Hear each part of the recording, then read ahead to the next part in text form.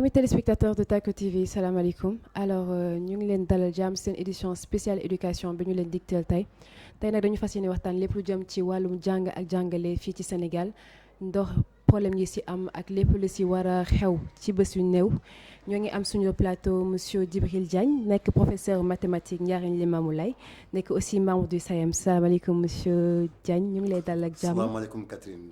ziar naa la bu baax a baax. ok alors ñu ngi am aussi monsieur Guèye mu nekk professeur de maths au CM Joseph Félix Correa nekk membre du CUSAMS monsieur Guèye ñu ngi lay ziar. ñu ngi rafetlu sa teewaay ci plateau bi it. alors comme je vous l'ai dit ñu ngi fas yéene waxtaanee tey lépp lu jëm ci éducation lépp lu jëm ci jàng bi ak jàngale fii ci Sénégal alors je vais commencer par yow monsieur Diagne déjà professeur de mathématiques nga en même temps membre de SAEMS donc vous êtes concerné aussi par grève bi xew depuis décembre ci école yi ñu bëggoon xam lan moo waral grève boobu. waaw grève bi li ko waral mooy jàngalekat yi dafa am ay accords yoo xam ne dañ ko signé woon ak.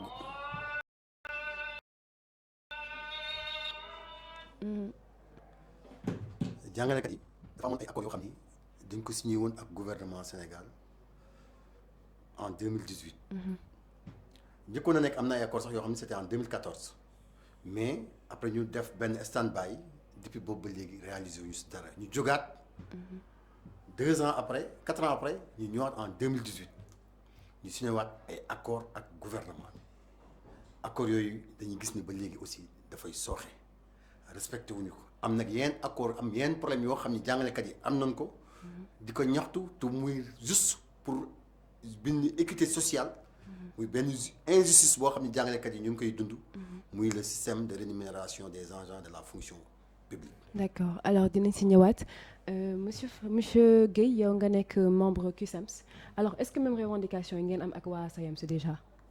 waaw parce que boo gisee sax ñu ànd di xeex bi c'est parce que nous avons les mêmes revendications comme ni mu ko waxee quoi parce que yaakaar naa premier accord yi njëkk a signé ak nguur gi c'était en 2014 mais boobu ba léegi y a beaucoup de choses yoo xam ne qui ne sont pas réalisables mais teewul ñuy muñ bi ñu demaatee ba comme ni mu ko waxee rek bi ñu demaatee ba 2018 encore ñu yëgluwaat bi ñu yëgluwaatee en 2018 bon nguur gi nag teewul am na loo xam ne defoon na ko parce que li mu defoon mooy xëy na peut-être indemnité de logement bi yokku woon na tuuti bon mais par la suite encore li ñu signé woon lépp am na si lu bëri loo xam ne dafa sooxe comme dafa sooxe nag te loolu lépp pour gën a ñoŋal njàng mi la rek c'est normal encore ñu yëgluwaat loolu moo déclenché waat xëy na tey grève bi nii. d'accord alors ci seen diiru grève état bi jot na leen woo ba ngeen toog ba d'accord ci yenn point donc te loolu taxul ngeen arrêté seen grève tey jii. waa état bi jot nañu woo G7 état bi woo na ko mais bi ñu ñëwee woo ñu dañuy discuter ci ay ponts. muy sur les lenteurs administratives. mooy les actes les rappels les passerelles ensuite la formation. mais point bi nga xam ne mooy point d'achoppement fi mu toll nii bi indi problème bi nga xam ni kenn rek moo ci mën a àddu muy le président de la République du Sénégal muy le système de rémunération nga jege sa micro. le système de rémunération des agents de la fonction publique boo xoolee point boobu actuellement moom moo nekk li nga xam ni mooy blocage bi nga xam ni moom moo gën a tax actuellement nii mënaguñu dellu ci classe yi parce que waxuñu ci dara lu leer. c'est l'omerta totale. ok wow. Alors système de rémunération qui revient encore ci revendication wu professeurs yi est-ce que doonul chaque fois système de rémunération bi ñuy dégg demul ba jaxase leen mettre leen en mal ak population bi. waaw pour ceux qui ont compris bon duñu jaxase mais pour ceux qui ne nous ont pas compris peut-être mën nañu jaxase parce que boo xoolee cette fois-ci ñaari points yi ëpp solo. yi ñuy kaas mooy. waaw dysfonctionnement bi am ci système de rémunération bi mais aussi lenteur administrative bi parce que nekkul xaalis dong la ñuy lijjanti da ngay gis benn jàngalekat boo xamante ne da ngay dugg maanaam ci enseignement bi ngay dugg yaa ngi nekk contractuel mais nga nekk contractuel tu n'avances pas xam nga dem ba dugg dans la fonction publique normalement da nga waroon avancer chaque 2 ans mais tu n'avances pas donc boo avancé wul statut bi nga nekkoon fa ngay nekk ba léegi donc loolu bokk na ci li ñuy grève mais aussi système de rémunération parce que loolu aussi il faut ñu wax ci parce que li tax ñu ciy wax mooy que ne le président son excellence monsieur Macky Sall mi fi nekk dafa xam lépp parce que études yi moom moo ko def lu woon bon bi ñu ko defee ba pare ñu déposer les rapports ci table am kon moom xam na lépp ni mu demee donc kon moom da cee war a addu waaw même bu fekkee ne alignement boobu mënu ko def aussi mais au moins nga woo nit ñi ngeen toog waxtaan parce que bu doon waxtaanee rek peut-être un début de solution dina am mais loolu moom moo amagul ba léegi. alors état bi depuis mu ñëw fi la fekk revendication yi ngeen teg tey sur la table même problème yi posé woon sous le régime de Maître Abdoulaye Wade tey jii Macky Sall le président Macky Sall n'arrive toujours pas à régler ce problème est-ce que jotul tey yéen ci seen biir en tant que professeur et en tant que titulaire de diplôme et diplômé de diplôme ngeen xool solution ci seen biir bu ngeen mën def pour am table rase par rapport à ce problème et que ñu regagner les classes non seulement mais regagner le niveau scolaire bi Sénégal xam sa xam. non loolu mënut a nekk soxna si xam nga Sénégal jàngalekat dañuy diaboliser. boo nekkee jàngalekat bu ñu la waxee looy liggéey sax boo nee jàngalekat Sénégalais bi ñuy yëkkoon ndeysaan dañ lay yërëm te lan moo ko indi. mooy jàngalekat bi dañ ko tegul place am te am réew bu bëggee développé bëgg dem ca kanam day fonk ay jàngalekatam parce que comme ni ñu koy waxee tey boo toogee fii yow journaliste bi jàkkaarloo ñun du mën a wax ak ñun. mën a def sa débat c'est parce que dañ laa jàngal. absolument tu as été formé. le magistrat bu mënee délibérer il a été formé. et système de rémunération bi ñuy wax nii mu nekk point d'achoppement entre les syndicats et l'État mais ça fait même pas 1 ou 2 mois on a vu d'autres corps de l'administration sénégalaise ñoo xam ni hiérarchie dee la nekk dee au niveau des agents du ministère de l'agriculture hiérarchie dee mooy ki nga xam ni CEP la am CEP la ñuy wax CEP ñu joxe des indemnités de 200 000 de 250 000 francs un enseignant n'a pas une indemnité de 150 000 francs ou de 200 000 francs amul équité sociale la ñuy laaj. D'accord. fonction publique dafa am lu ko régir la loi 61-33 moom moo koy tënk. fonctionnaire bi ak régime moom ak salaire am ay yëpp nu muy war a demee. ñu am ay hiérarchie dafa am hiérarchie A1 A2 A3 B1 B2 B3 C1 C2 dem ay hiérarchie.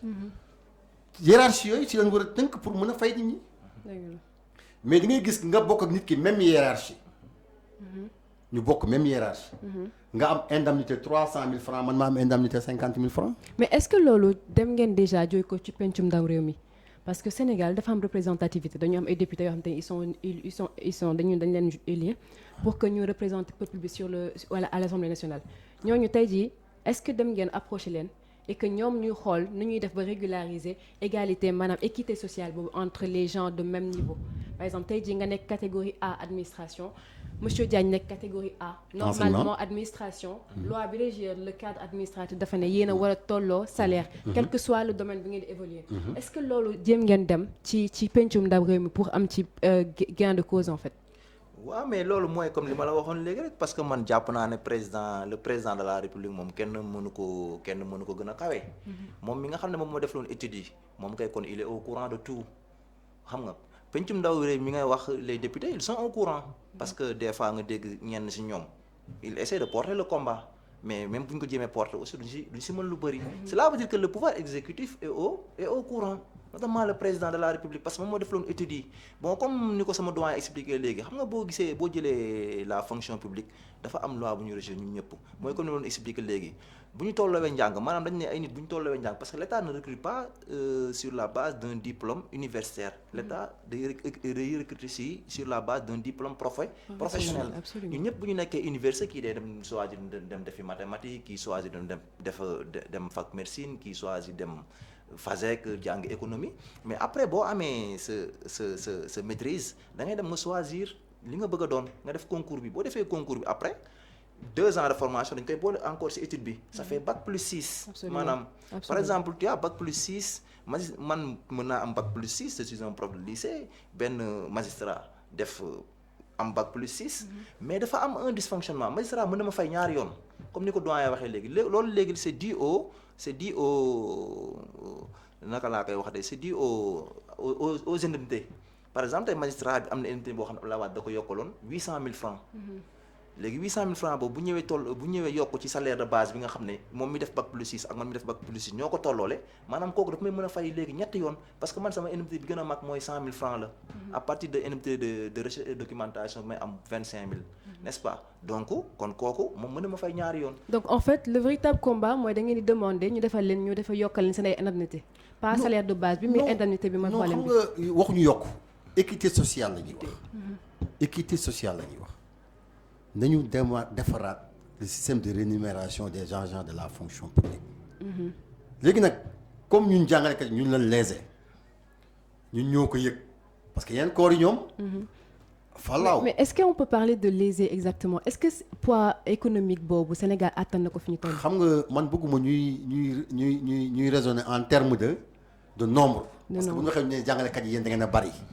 absolument. da ngeen a bari moo tax leen mun leen am yenn affaires yi wala non du loolu. yenn privilège du loolu réew mi ñun ñoo ko bokk ñun ñoo ko moom ñun ñoo koy defar te administration dafa am ni muy doxe man mënuma concevoir ñun ñaar ñu bokk benn hiérarchie wala ñu dindi problème mu hiérarchie def yaa ma neex non nañ dindi problème mu hiérarchie rek def yaa ma neex administration quand même day fonctionner ak hiérarchie. waaw non mu am organisation. kii organigramme boobu léegi bu fekkee respecté wuñu ko. mais jarul ngay tudd hiérarchie jaratul bu ñuy defee arrêté ou un acte administratif. ñuy wax tu es de la hiérarchie A ou tu es de la hiérarchie B ou C ou D. parce que amul équité sociale. absolument. parce que seen argument yëpp mooy jàngalekat dañoo bari. je peux vous donner mais tout à l'heure l'arrêté qu'on a signé pas plus tard que 1 mois ou 2 mois par le ministre des finances et l'autre ministre de la fonction publique. ñu teg ko fan. au moment où jàngalekat yi ñu ngi laaj loo xam ni pendant 2 ans ou 3 ans bi ñu ko waxee Macky Sall en 2014 ce qu'il a dit je vais damay créer benn commission d'audit mu auditer au niveau de la fonction publique pour voir est-ce que réellement li ngeen wax dëgg la. mais xanaa bu ñu defee est-ce que bien sûr c'est fait. ok et les résultats vous les avez eus. on a eu des exemples nos syndicats nos représentants ont ces études là. Okay. Mais le président a les études. Maintenant depuis il n'a pas parlé. Et ils savent très bien qu'il y a beaucoup de dysfonctionnements au niveau de la fonction publique. Nous demandons tout simplement qu'on rectifie ce tir-là. D'accord. On ne demande absolument autre chose, hein. On demande tout simplement qu'on rectifie le tir. Alors, rectifier le tir par rapport aux indemnités, mais aussi rectifier le tir par rapport à d'autres causes que vous portez depuis le début. Maanaam du indemnité rek ngeen di ñaxtu am na leneen lu ci topp parce que bu doon indemnité rek xëy na mu doon point bu yomb lijjanti. ok waaw mais xam nga indemnité il faut ñu taxaw ci. parce que li tax ñu ci taxaw mooy que ne moom bi mu joxee étude bi ba résultat yi ñëw bañul d'accord na ne am na un dysfonctionnement loolu moom lu mën a amit président d'accord na ko ñoom d'accord nañ ko au niveau du ministère mais le problème mooy que ne boo leen waxee naan la xaalis amu fi dama la jox ay chiffres gis nga boo jëlee la masse salariale de l'État du Sénégal dafa nekk 633 milliards par an.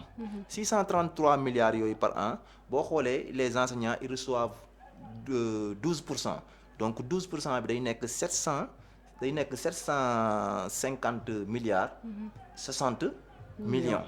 léegi li ci des maanaam yeneen corps yi ñoom ñoo ko jël te yeneen corps yi ñoom boo xoolee seen pourcentage bëriwuñu ñoom ils ne sont que 35 000 nous sommes 97 000 dans la fonction publique les enseignants les autres corps boo boole ñëpp magistrat bi douane bi ñi ci nekk fonctionnaire ils ne sont que 35 000 ñooñu noonu ñooy partager li des day nekk ay 555 milliards boo xoolee donc day nekk 46 milliards et poussière maanaam par mois cela veut dire que ñoom seen salaire bi gën a ndaw day nekk 1 million 300 000 jëm kaw donc te pour un enseignant bala ngaa àgg sax 500 000 yàllaa xam donc cela veut dire que ne dysfonctionnement bi moom xam na ne c'est réel léegi nag man waxuma ñu wàññil les magistrats wala ñu wàññil les greffiers la ñu am xëy na aussi ñooñu ak yi syndical lañ ko amee woon mais ne serait-ce aussi que ne ñu au moins ñu jéem a ajuster. Ok. Bah, au moins ñu jéem a ajuster. Alors ajustement monsieur Guèye ajustement je vais juste toujours rester si yow ajustement ñu demander ajustement mais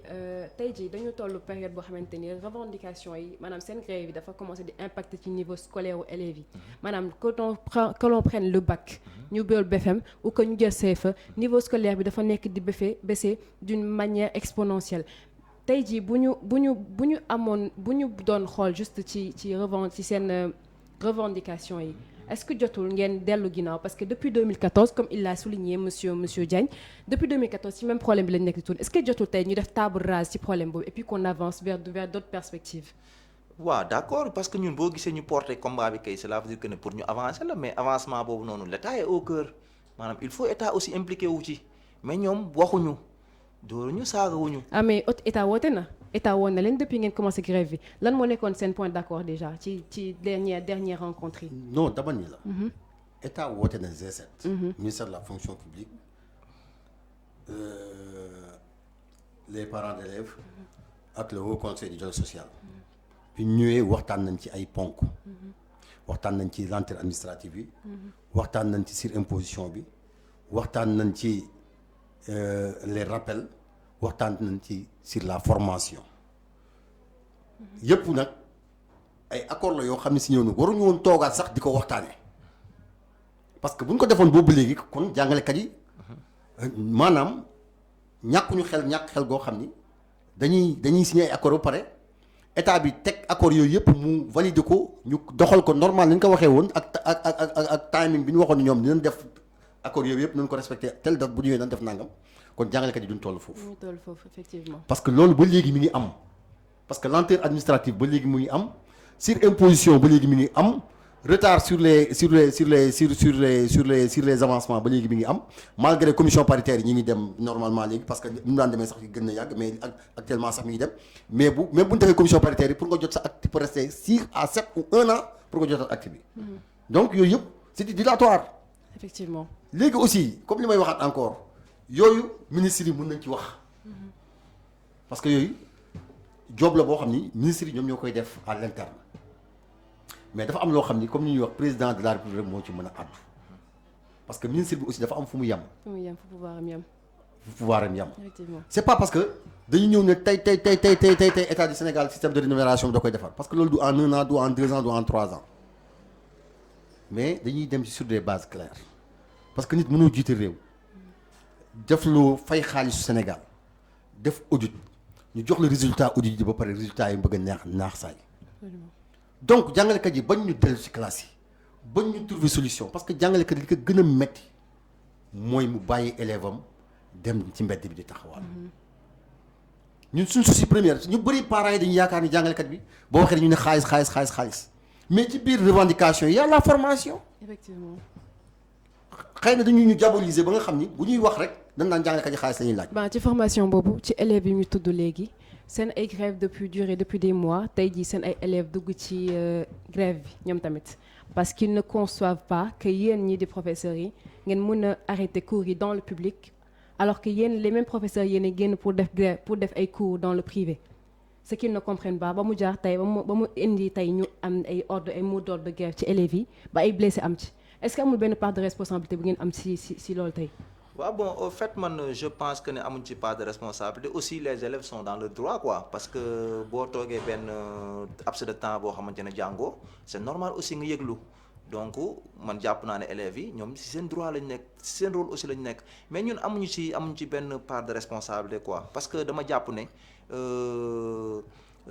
maanaam grève c'est un droit grève droit la te avant grève bi di am il y avait un préavis boo xam ne déposé nañ ko pendant 1 mois ba mu expiré ñu doog a mën a dugg ci grève bi donc kon li may wax rek mooy que ne état xeex fi mu toll nii président moo war a woote dépassé na ministres yi parce que ministre dañuy woote bu ñu woote c'est un monitoring boo xam dañuy ñëw ñu expliquer nii après fa lay yem donc il faut président woote nit ñi toog waxtaan trouver solution mais élèves moom jàpp naa li ñuy def li ñuy revendiquer li ñuy kaas nii c'est leur droit léegi nag privé bi aussi loolu moom beneen problème parce que au niveau du privé ce ne sont pas seulement les professeurs titulaires ñoo fa jàngale am na aussi des fois des étudiants qui font cours là-bas donc loolu moom vraiment beneen débat la mais élèves yi moom je pense que ñi ngi seen rôle donc li def état moo ko war a encadrer ni mu koy encadrer mooy mu woo les enseignants dañu demoon ay élections de représentativité am na 7 syndicats yoo xam ñoom ñoo génnoon majoritaire ne leen woo toog ak ñoom sur table ñu waxtaan jéem a trouver ay solution. Est-ce que vous serez d'accord avec li mu wax ci ne vous n'avez aucune responsabilité de tey li xew en Thiévi? Non amuñu ci responsabilité. parce que comme ni ko waxee grève Constitution Sénégal moom moo ñu ko jox.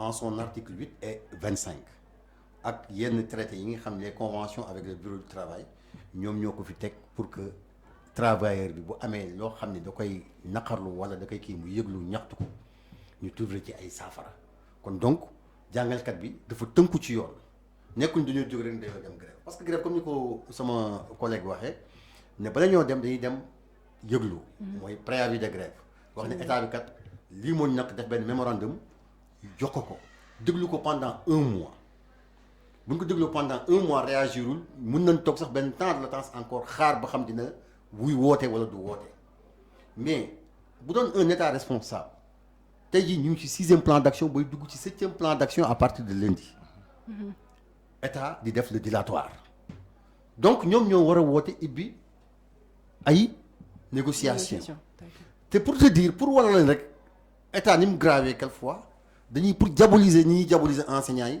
ñooy wax ne enseignants yi dañuy bàyyi seen élèves dem di jàngale ci privé bi mais privé bi c'est pas que les professeurs titulaires rek ñoom ñoo fay jàngale kooku ñu ko sama collègue bi waxee. alors ñu ñëw si loolu en attendant ñu seetaan benn reportage boo xam te ne seen ay élèves ñoo wax ak yéen ñoom wax la li nekk seen xol. ñu ñëwaat sur le plateau. yaa ngi may dagg di ñu ñëwaat léegi sur le plateau.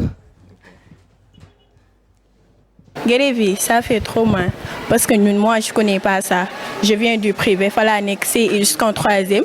Ren la fini en seconde SQ. Mais vraiment maintenant, parce que moi je peux pas concevoir, surtout nous, on vient de loin.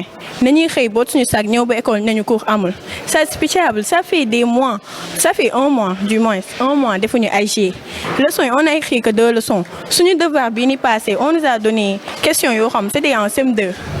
Tout ça, une leçon sax binatuñ ko metti na lool sax ñun on a qu'une seule chose à dire que surtout pour yeneen écoles yi parce que ñun waa Limam Laye amuñu problème pour yeneen école ñoom bu ñuy grève nañ ko yemale foofu mais bu ñëw suñu école du ñu génnee suñu classe loolu ça se fait pas parce que ñun suñu professeur ñoo ngi ci biir classe yi def cours en plus au-delà de ça ak dangerosité bi ce qui concerne les autorités policiers yaak yooyu noonu seen lacrymogène yaak bali c'est pas sûr surtout ñun ñi sama gens yi nga xam on a des maladies pulmonaires loolu metti na lool keroog je pouvais plus respirer ba ma doon ñibbi damaa jëndoon ndox sax pour mën a respirer waa tuuti. après ñun ñoo war représenter école fii nii ci concours général yi xam nga mais ñun la leen mënul accepter su ñu prof di daw en tant que premier S1 suñu prof mat di daw suñu prof BC di daw plus grève waaw foofu moom mënuñu leen a clair ndax lépp ci état bi la tey de deux policiers yi ñoom kan moo leen jox ordre ñu ñëw ba suñu buntu bi ak buntu bële ñu sànni ay lacrymogène ñaata élèves ñoo taxaw fii nii di sëkkat asthmatique ñii ñu yóbbu leen dalal jàmm ñii ne ñu yóbbu leen infirmerie ñaata yoon ah tey dem am nañ ay blessé encore waa Caaroy ñëw di n'importe quoi ñëw di wax sortee mais ñoom suñu jàngul état bi ne leen jàngal ñu doo bëgg jàng. alors lii nekk revendication seen élèves yi mais balaa ñu ci ñuy jox seen appréciation par rapport ak li ñu wax parce qu'on sait que ça va ko alors wala ñu daam ci revendication avant ñu jël benn parent d'élève boo xamante ni dafa bëggoon wax aussi ci situation bi ngeen déglu li seen ay élèves wax mu nekk cri de cœur sonn nañu parce que policiers ñu ngi leen di bombarder ak gaz lacrymogène sonn nañu parce que ce sont des élèves qui font le bac et qui sont censés dem concours général parce que lii c'est des élèves qui sont au lycée Limamou Laye lycée d'excellence Limamou Laye ñoo am cri de cœur bi tey lu ngeen sentir bi ngeen dégloo appréciation wax ci tey xol bu metti xol bu metti alors ñu jël en direct déjà parents d'élèves et puis on revient à cela allo salaamaaleykum sëñ bi na nga def alors ñu bàyyi la nga présenté wu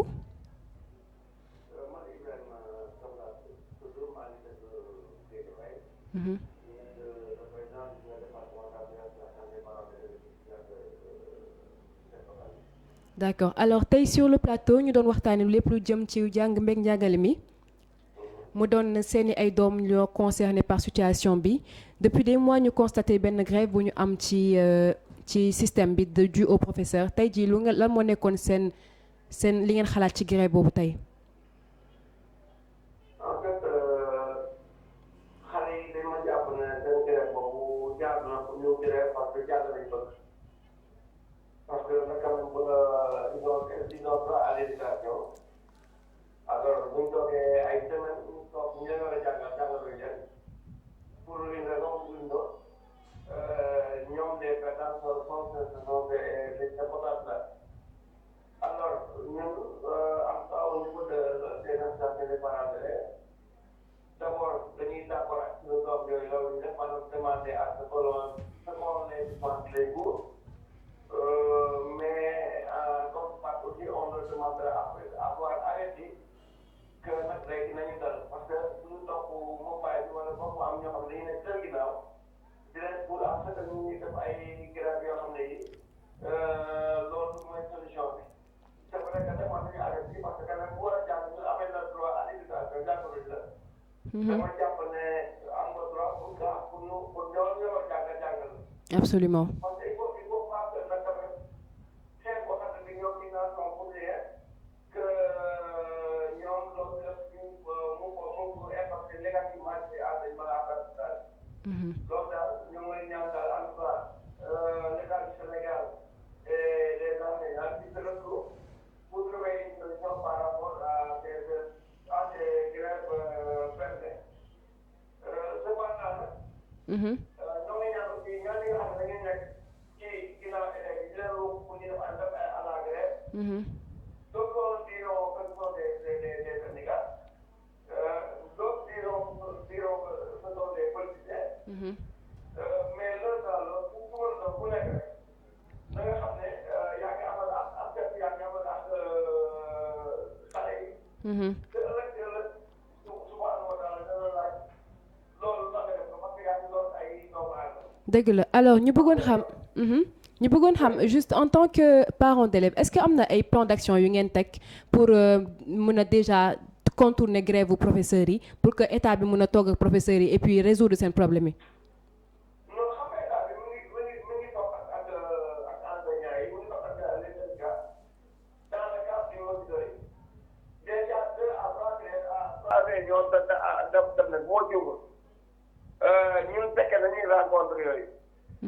Donc dama yaakaar ne pendant que se déroule ces monitoring là ces rencontres avec l'intergouvernement ak syndicat dama yaakaar ne grève boobu mënoon na dakk en attendant que ñu trouver solution par rapport ak loolu parce que gi nga li ñuy def nii man du ma dut baaraam ñu ngi war a ñële mais li ma mën a wax mooy ñun jàngalekat yi la ñuy mën a waxal parce que jàngalekat yi ne viennent pas du viennent des maisons ñoom aussi ay parents d'élèves lañu. dëgg la ay magu xale lañu ay njaayu xale lañu. li ngeen di ñaan rek mooy quel que soit li nga xam ne bii moom lañu def ak état. nañu il faut aussi que ñu bàyyi nag léeg-léeg bu ñu demee avertissement ba pare. nañu aussi ci bàyyi xel xale yi. parce que ñoom aussi dañuy jàpp ne am nañu quantum horaire boo xam ne war nañu ko dispenser ay cours. dëgg la. te depuis le 4 ans le quantum horaire n'a jamais été atteint. te loolu aussi àq la boo xam ne bi amal nañ ko ndongo yi amal nañ ko waajur yi. dëgg la. en d'autres termes waxuma ne ñoom li ñuy xeex ne pas légitime. li ñuy xeex am na légitimité certes mais. L'État aussi je pense que am na ay avances significatives par rapport ak li nga xam ne bii moom la ñu def ak ñoom par rapport au point de revendication. absolument waxuma État bi mag na la waxuma loolu. waaye dama ne il y a des pas significatifs qui ont été réalisés d'ailleurs certains syndicats parmi eux l'ont reconnu dont Sow Sène qui est du SAEM.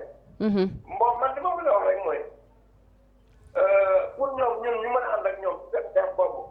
maanaam loolu ñun duñu ay xeex parce que ñun nous sommes à équilibre ñun li ñuy laaj li ñuy revendiquer rek mooy le droit à l'éducation. dëgg la beneen bi mooy dañuy contre également les débrayages boobu ñuy def noonu. loolu aussi ñu ngi leen di ñaan ñoom syndicalistes yooyu bu dee am na tuuti jafe ci xale yi.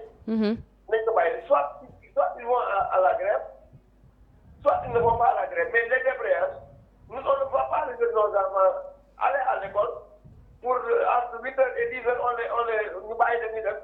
bu ñu leen bàyyi ñu def wala ñu ngi kër gi mën nañu dem géej mën nañu leen sax ci mbedd bi mën nañu leen yoole lu leen xaj rek. dëgg la. donc nag on lance un appel à ces syndicats d'enseignants. alors sama dernière question. oui récemment dañu gis policiers yi ñu am ay altercation ak élèves yi suite à leur marche. alors yéen ban gis-gis ngeen am ci loolu. loolu xam nga ñun dañu mën a am loolu laay wax ñu ngi laaj ñu ngi demandé aussi l'État du Sénégal en l'occurrence le ministre de l'Intérieur que policiers yooyu nañ xam ne aussi xale yi seen i doom lañu. dëgg la doonte des fois dañuy juum parce que recouvrement boobu comme on le dit dañuy dafay nekk atteinte à la voie publique. mais nañu naxante ak ñoom bu ñu defoon si ñoom naa si commissaire bu mel ni Ablaye Diop yu mel ni mosaan am dañ ñëw jege si xale yi waxtaan ak ñoom dañoo ko naan ak ñoom ba ci doonte leen. mais la solution n'est pas seulement les lacrymogènes quand même.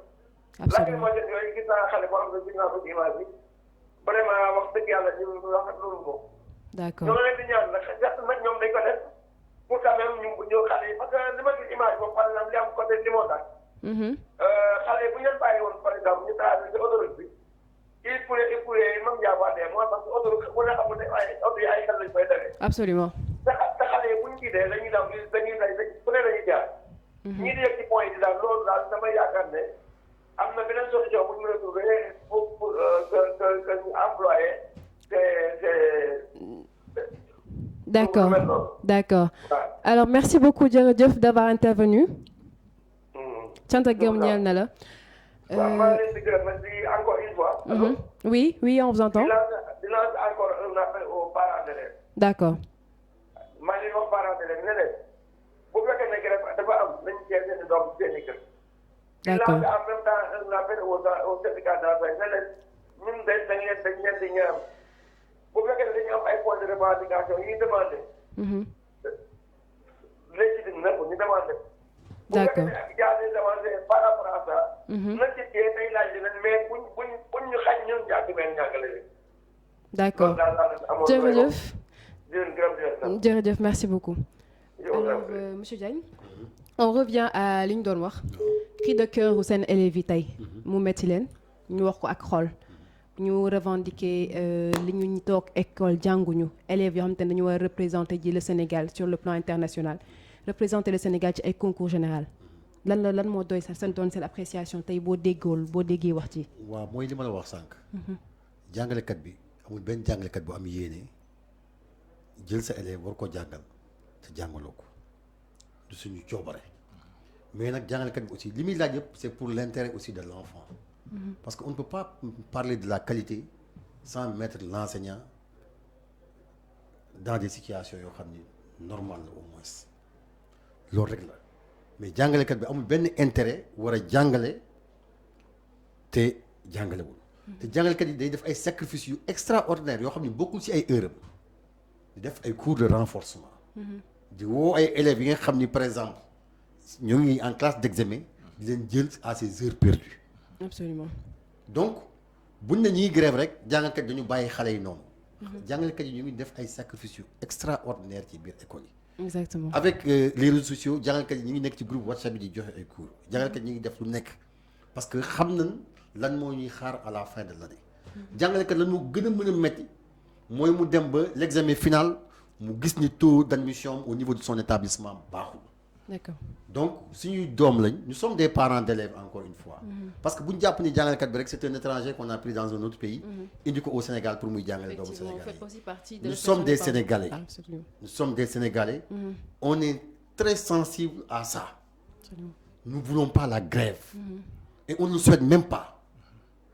Parce que les enseignants, les syndicats d'enseignants ont resté pendant 2 ans ou 3 ans sans grève. année Covid bi gis ngeen jàngalekat yi sacrifice yi ñu def. et gis ngeen résultat yi ci am.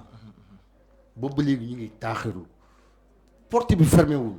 Nous demandons tout simplement à notre gouvernement, à l'État du Sénégal, de recevoir les enseignants et de parler avec ces enseignants. Absolument. C'est tout simplement ce qu'on demande. Absolument. Maintenant, sans la communication, si chacun reste à son coin, il n'y aura pas de solution. Absolument. Alors monsieur Guèye ñu dégloo ñoo ko déggandoo élèves yu leen agressé directement la parole wax lu nekk seen xol wax ni dañu bëgg a jàng élèves ñoo dem ba reconnaître ñoom dañu bëgg a jàng nañu leen dimbali jàngal leen nga yëg lan bi nga déggee sa ay élèves wax loolu. Effectivement reportage dama ko déglu avec un cœur meurtri parce que élèves yi suñuy élèves lañ te ñun ak ñoom mën naa ne dañu fondé benn famille on est très liés. xam nga enseignant bu sañoon toujours élève am day nekk ci wetam. muy dugal xam-xam ci moom. mais mën naa ne grève bi ñun c'est le seul moyen bu ñu mën a utiliser xëy na peut-être pour mën a jot suñuy revendiquer li ñuy revendiquer nii ñoom aussi comme ni ma ko waxee woon sànq rek ils sont dans leur droit mais aussi les parents là parce que ñu bañ a def amalgame aussi. Absolument. Parce que d'abord ñun nous sommes des parents d'élèves n'est-ce pas ay papa lañ suñuy doom ñu ngi ci école bi suñuy jarbaat donc te mën naa ne enseignement apprentissage ñetti points ñoo ko seq il y a l'apprenant il y a l'enseignant mais également il y a le parent donc ñun ñëpp dañ ci war a mais élève moom moo nekk au centre donc moom il sera le plus grand perdant d'accord mais ñun aussi comme li ma la expliqué lii revendication syndicale la grève la donc ñun lii c'est le seul moyen boo xam ne moom la ñu mën a utiliser mais non pas pour pénaliser élève bi parce que comme ni ko sama doyen waxee léegi mais les enseignants ils font beaucoup de sacrifices tey nii demal ba ñu nekk ci àll bi mën nañ ne gis nga daaw ak daaw ci année Covid bi mais enseignants dañaa nekk di jàngale ci biir ndox mi muy taw ñuy kon di jàng def ay sacrifices yoo xamante ne loolu lépp pour lan loolu lépp maanaam pour ñoŋal école bi pour que résultat yi mën a baax pour que élèves yi mën a am xam-xam. Donc kon ñun cela veut dire que ne on n'est pas là pour pénaliser les élèves mais c'est le seul moyen qu'on peut utiliser pour lutter contre le gouvernement. Donc daal wax ci pour ñu tënk ko mooy que ne gouvernement moo war a woote ñu toog sur une table waxtaan xool li faisable ñu def ko li nga xam ne faisable aussi ñun ñu jéem a céder parce que ñun waxuñu ne dañuy ñëw automatiquement am gain de cause. mais dañu woote ñu toog waxtaan. waaw loolu moom mënta ñàkk. Alors beneen revendication bu ñu posé bu parents d'élèves yi aussi ak élèves yi indi mooy que le problème du privé bi nga xamante ni ils sont en train de dérouler leur programme et le bac en général n'est pas reporté donc tey jii ban solution ngeen déjà préconiser pour que grève bi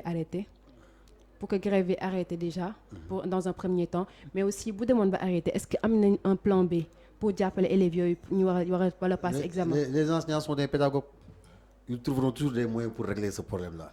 Quantum horaire bi Sénégal ça fait plus de presque 20 ans quantum horaire bi dama lay wax 98 laa dugg dans l'enseignement quantum horaire bi amul depuis 2 ans yu nekk yoo xam ni effrité wu ñu ci ay heures mais toujours les enseignants vont trouver des moyens pour rattraper faire des coups de rattrapage pour régler ce problème-là. D'accord. Chaque fois nous trouver des astuces et des moyens pour que li ñu war a jàngale ñu jàngale ko te encore il n'y a pas encore pris à la demeure. C'est le mois de décembre qu'on a eu à démarrer la grève. C'est juste avant les vacances scolaires du premier trimestre. ñu ngi dugg ci janvier dugguñ ci mois de février et je dis bien ici malgré quelquefois on est en grève mais les enseignants font des sacrifices à ces heures perdues le soir pour employer les élèves pour les faire des cours parce que nous savons que nous avons nos enfants dans nos écoles. Nous faisons des cours de rattrapage nous faisons des cours de renforcement tout ça pour le bien de l'école. Maintenant l'enseignant aussi a ses droits. L'enseignant n'est pas jusqu'au boutisme. Nous demandons tout simplement qu'on nous appelle sur la table de négociation, qu'on discute avec l'État et trouver des solutions pérennes. Parce qu'il n'y a pas à dire ou à redire, c'est juste à redire. Tout ça a été dit. Tout ça est écrit noir sur blanc sur des papiers. C'est des accords signés par l'État du Sénégal. Nekkul lu bees xëy na li ci bees mooy wàllu payoor bi nga xam ne moo am ci biir fonction publique. D'accord. Loolu rek moo ci nekk li ci bees. te loolu aussi kuñ ko wax war nga ko mën a nangu jàngalekat bi kat li mu wax mooy dafa am loo xam ne moo tënk ñi nga xam ne ñëpp dañuy liggéey ci fonk ci état. nan lañ leen di faye ak nan lañ leen di joxe indemnité. gis jàngalekat bi xool na gis na moom nan koy joxee indemnité ak nañuy joxee indemnité yi dafa am benn crise bu mag a mag bu ci am mu ne woo état am ki nga xam ne mooy partenaire am parce que nee naa la bii commencé nee naa la duñ ay adversaires. Nous ne sommes pas des partis politiques. Absolument. Du état ak jàngalekat bu adversaire c'est l'employé et son employeur. Effectivement. moom am nga droit ngay liggéey ci biir kër gi nga gis lu la neexul nga ñëw ci ki lay liggéeyloo nga ne ko lii neexul. D'où le nom de syndicat d'ailleurs. D'où le nom de syndicat. Absolument. léegi nag ñun ñi nga xam ñun la ñuy liggéeyloo gis nañ ni suñu yeneen nawle yi nga xam ne ñun lañ bokkal fonction publique am na ñu leen traité ak ñun am na ñu traité ñu ne kat ñun ñu traité gis nañ ñu baaxul yow mi nga xam yaay suñu njaatige yow mi nga xam yaay suñu jëwriñ est-ce que doo ñu mën a redresser ba ñu ñëg suñu bopp aussi ci lii ñuy def. li ngeen di def. waaw. parce que. C'est important.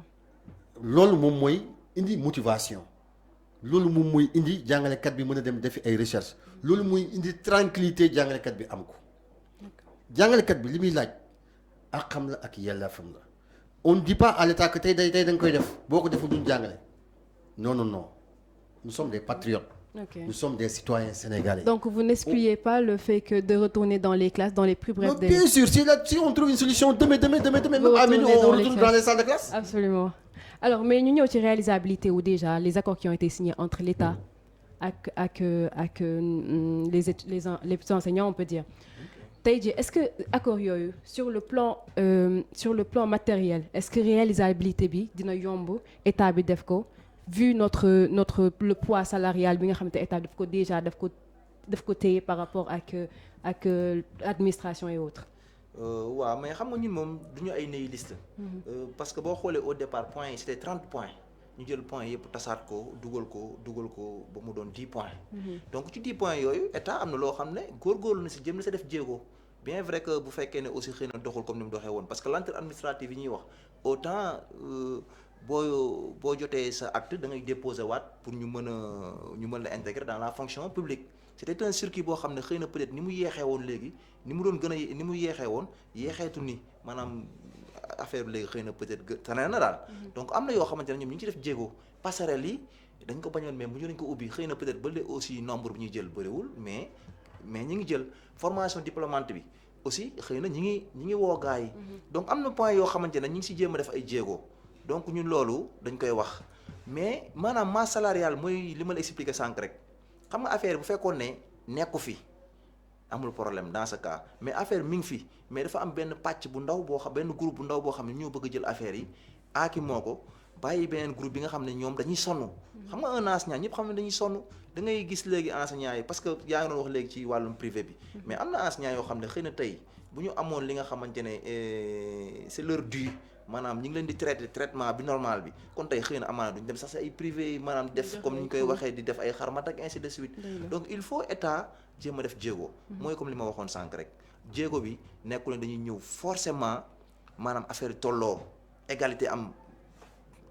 parce que yàlla mi bind sax xëy na affaire yi des fois waaw mais na woo gars yi sur une table de négociation ñu waxtaan ba trouver benn point d'accord man moom loolu laa gis comme solution ñu daal di mën a reprendre les classes. Alors sama dernier point bu ñuy soulever va être cri de cœur bi leen parents d'élèves yi adressé léegi par rapport ak débrayage yi en vous demandant de ne pas mettre en place de débrayage maanaam ngeen bañ a daxal jàngale bi ak jàngale bi totalement moo leen gënal seen ay doom di dem ci école yi et puis ñu am débrayage xale yi di exposé wu ci yenn danger yi est-ce que pare ngeen pour mettre en place déjà un système boo xam te dina nekk grève sans débrayage pour protéger au moins seen doom yi xam nga ñun dañu tënku ci ay syndicat am ñoo xam ne ñoo yor suñu baat xëy na ñun dañu dëkk ci gox bi Takku TV woo ñu pour ñu waxtaan ci wàllu jàngale bi ñu ñëw indi suñu xalaat ak suñu apport d'information pour mu leer ci bopp askan bi nga xam ñoo dëkkee Guédiawaye mais moyen de lutte la parce que nit ki li nga xam ne boo ko defee ñu sentir ko mais foofu ngay def li olof di wax fi ngay wokk foofu mooy xasan foofu nga fay def da nga fay delloo sa loxo day jot nga teggi loxo nag c'est que parent d'élève bu xam naa souci bi muy wax parce que bu ñu nee grève totale élève bi toog këram mën na jàpp ni sax am na ñoo xam ne sax mën na jàpp ni bër la fête la mais élève bi bu déplacé wu këram ñëw ba ci école bi 8h 9h mu génnaat romb mbedd mi population bi yëpp nañ xam ne élèves yi jànguñu tey. mais est-ce que jarul aussi est-ce que du question de sécurité. non sécurité xam nga moyen de lutte la. moyen de lutte la rek nekkul lu gënal jàngalekat bi encore une fois. absolument parent d'élève bi li muy wax nii. noonu laa nekkee parent d'élève. noonu la sama doom di xëy di dem lycée. ñëwaat di ñibbi si kër gi. ñun ñii ay parents d'élèves lañ ça nous fait mal.